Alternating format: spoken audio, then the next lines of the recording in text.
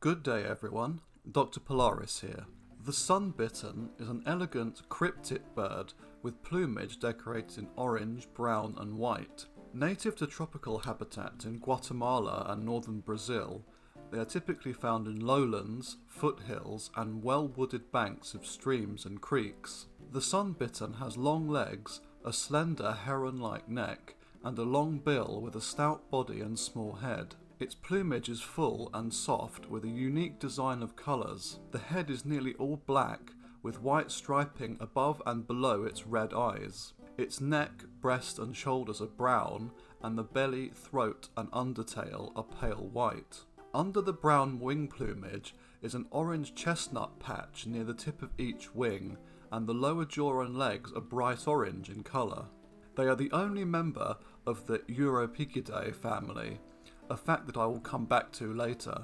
Sunbitterns mainly walk, but when they do fly, it is a graceful movement with slow wing beats. When frightened, they will fly and perch up in high trees, unfolding their tail and wings to reveal the conspicuous patches of chestnut and orange, a display for threat and self-defense.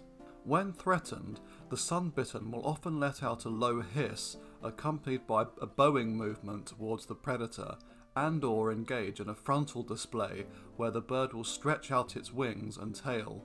Under normal circumstances, it is a quiet bird that rarely vocalizes, but the sunbittern is known to make an unusual, almost metallic squeaking cry.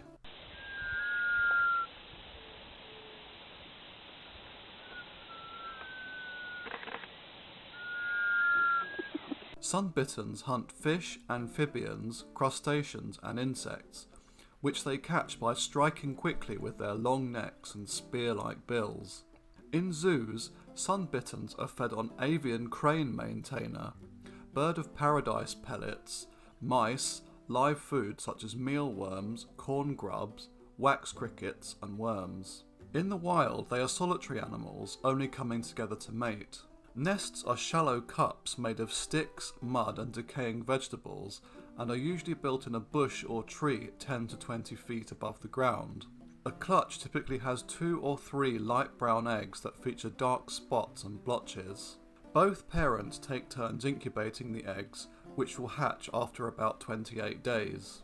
The male and female protect and feed the chicks during the first 2 weeks of their life and do not leave the nest unattended. If a predator approaches, either the male or female will engage in a broken wing display to distract the predator from the young chicks. After 2 weeks, the chicks can be left alone for several hours while the parents hunt for food. Returning to the matter of classification, the sunbittern, with the scientific name Europicidae, is the only living member of the family Europicidae. Initially thought to be a close relative of cranes and rails in the gruiform lineage, recent phylogenetic and molecular studies have found that its actual closest relative is the kagu, a silvery-coated flightless bird from the island of New Caledonia.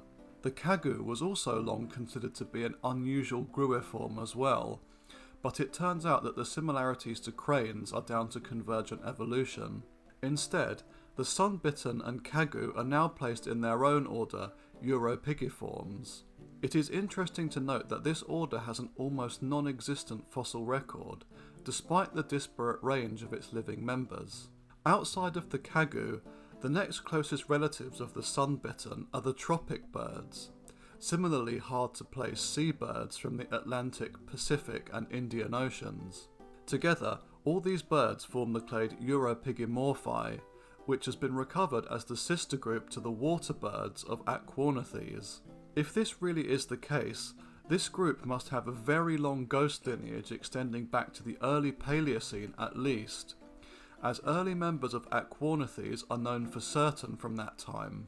What an appropriately odd history for an odd group of birds. Maybe I'll have to cover the kagu and tropic birds in some later profile videos. Thanks for watching everyone. Next week I'll be covering another preposterous African cryptid, the alleged living tyrannosaur, the Kasai Rex. See you again soon. Cheerio.